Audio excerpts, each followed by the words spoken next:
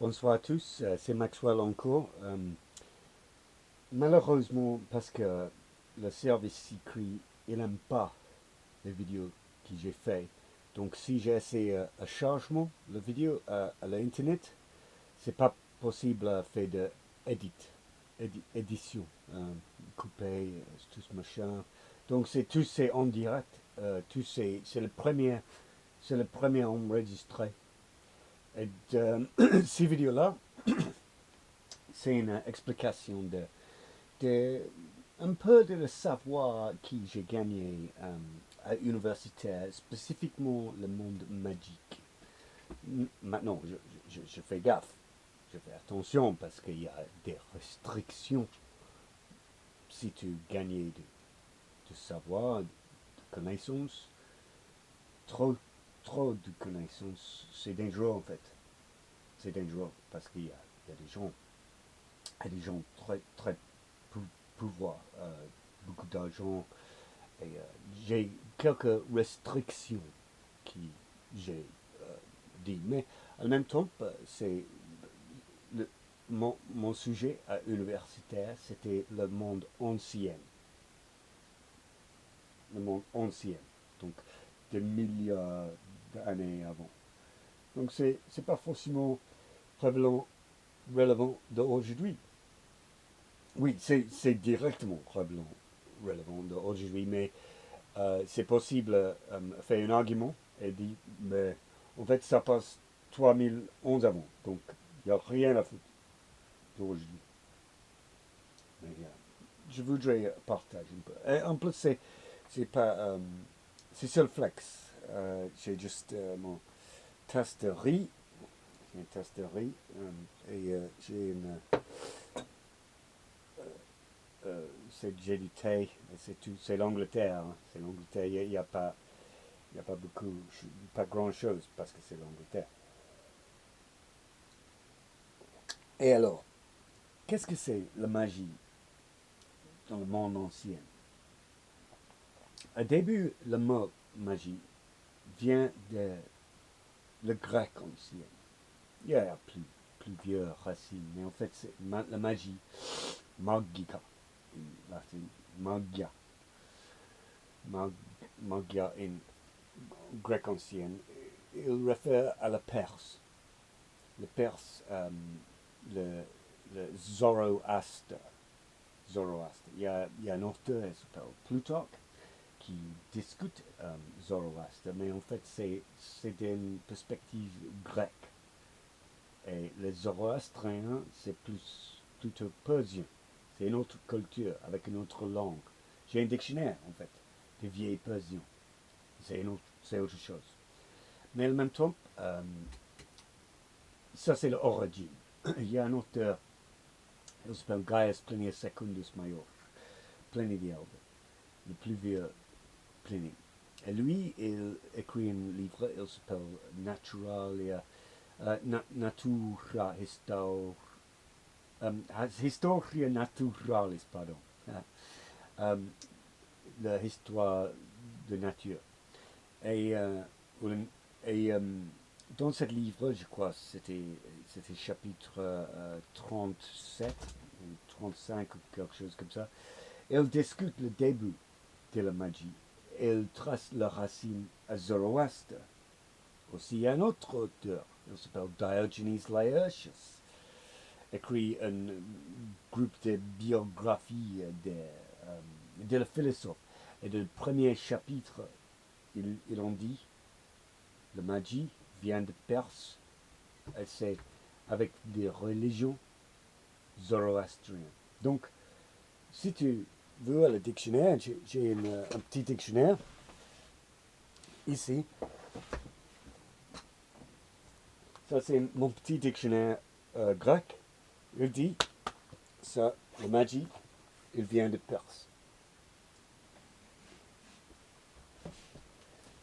Intéressant, si tu viens à le même dictionnaire sur l'internet, il n'y a, a pas le même truc. C'est le même dictionnaire, mais quelqu'un a fait un edit. Et en fait, il pointe à Platon, le philosophe Platon, qui écrit de dialogue de Socrate. Et alors, dans le philosophique monde Ménon, en fait, il mentionne un charme, un spell, comme on dit spell en français. Et c'est pour gueule du bois, en fait. C'est un remède. Et je ne parle pas de magie noire. J'aime pas la magie noire. Le, le, le, le course à la gauche, sinistre. Moi, je choisis seulement le soigner et des choses bonnes, le chemin droit. Ça n'a rien à foutre avec la politique. Rien à foutre. Il y a le chemin gauche, c'est la magie noire, c'est le mal, tout ce machin. Et il y a la magie à la droite. Moi, je dis exclusivement à la droite. La droite, c'est la lumière, la vie, la poésie, tout c'est bon. Le bonne chose, la santé et tout ça c'est mon chemin. Et puis voilà, dans le monde ancien, encore dans l'écriture de Pliny, il mentionne, il y a un lao, en fait, sur le 12 tables, et un fragment existe qui était un lao contre la magie noire. Si quelqu'un a essayé fait un enchantement, si quelqu'un chante, par exemple, un agriculteur qui essaie de faire du blé, euh, Yan Lao, dans le monde ancien, c'était strictement interdit, fait un spell, comment on dit spell, enchantement. En fait, canto, cant, canta, cantar, le mot en anglais c'est chante, canto, chante.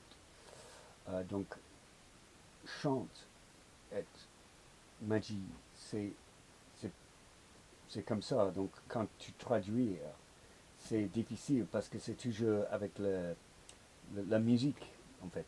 La musique, c'est quelque chose avec. Il y a un mec qui s'appelle Orpheus. Dans la mythologie, un grand magicien aussi. Lui, il était un bon musicien. Il y a dans l'écriture de Aemilianus Marcellinus, il discutait le druide. Il y a un type de druide, il s'appelle le Wattes. Moi, je suis Wattes. Wattes. Wattes, ça veut dire un musicien, quoi, un chanteur, un compositeur. Pas le brillant comme Didier, le vrai prêtre Pontifex Maximus ou du grand druide comme Didier. Il n'était pas du tout une druide, mais je rêvais ce mec comme le chef. Il était très, très proche à Didier. Alors, Julius Caesar aussi lui, il parlait de la druide. Il y a beaucoup de gens maintenant, aujourd'hui, et ils savent des choses. Ils savent plus ou moins. Plus ou moins. Ils ne parlent pas de latin. Ils utilisent l'intelligence artificielle parce qu'il n'est pas il n'essayait pas. Il fait plus de combat et tout ça. Après ça, il lit un livre. Mais il jamais prend le latin, il jamais comprend le grec ancien. Donc, il n'est pas éduqué. En fait. Si, la phrase en latin, c'est sine qua non. Sine qua non, ça veut dire s'il n'y a pas le latin, il n'y a rien. Donc, si je parlais avec lui, je pense toujours tu n'es pas éduqué. Parce que, comme Didier, il en dit, il y a des gens qui savent, il y a des gens qui ne savent pas. Et lui, il ne savent pas. Et le même mec, il en dit l'art de mémoire, l'ancienne art de mémoire. Et il aime bien le Giordano Bruno. Giordano Bruno, c'était un scientiste en fait. Il était mort par l'Église parce il a écrit un livre sur magie en fait. Ça existe encore. C'était caché pour 311, 211, 251, quelque chose comme ça. Et lui, il parlait dans ce livre de le druide, l'art de mémoire. il y a des autres. L'art de mémoire. Il y a aussi en Platon, j'ai dit hier, dans le Hippias majeur, et on dit la science de mémoire, même nocime, en grec ancien. Et, euh, et moi, je trouve l'art de mémoire. C'est pas du tout de Giordano Bruno. Giordano Bruno, il a écrit en latin, encore. Et le mec, il a acheté la traduction et il pense qu'il savent les choses. Mais chaque mot, il y a peut-être 20 définitions. Donc, si tu payes quelqu'un à faire une traduction, c'est pas le finalement, c'est pas le fin, hein, parce que chaque mot, il y a 10, 20 ou 30 différentes définitions. Chaque putain mot. Et donc, le mec, alors, laisse tomber la neige. Donc, lui, il lit Julian of Norwich. C'est un prophète d'âme d'Angleterre, comme Hildegard von Bingen en allemand, mais anglais. Et il dit, ah, regarde, la science de art de mémoire. Mais en fait, en psychologue, il s'appelle confirmation bias. Il veut l'art de mémoire. Ça, il veut l'art de mémoire sur l'arbre. Il veut l'art de mémoire sur le chien. Il veut l'art de mémoire de Julian Norwich. Parce qu'il est fou, en fait. Il n'y a pas d'art de mémoire en Julian Norwich. En fait, il n'y a pas beaucoup de magie en l'art de mémoire. Ça, c'est une distraction. Oui, c'est utile. C'est utile, c'est très utile, parce que si tu as besoin de mémoriser beaucoup de choses, c'est très utile. Mais en fait, le plus pire, le plus puissant, et pas beaucoup de gens connaissent ça, c'est l'astrologie, en fait. Maintenant, regarde la télévision, euh, qu'est-ce que c'est l'émission, tout le monde, Big Bang Theory. Oh non, l'astrologie, c'est rien.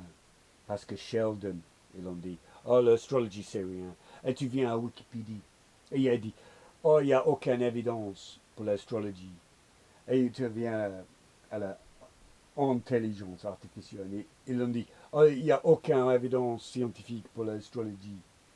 Mais en fait, la divination, c'est juste le début. C'est juste un petit peu. Et tout le monde pense, oh, l'astrologie, c'est la divination. Mais en fait, non, pas du tout. Ça existe. Un livre magique de l'11e siècle. Et en ce livre, il donne le coordinat pour avoir un rapport avec des anges. Et il y a un autre livre dans le 15e, 11, 12, 13, 14, 15, 16e siècle, par un mec, Heinrich Cornelius Agrippa von Nettesheim.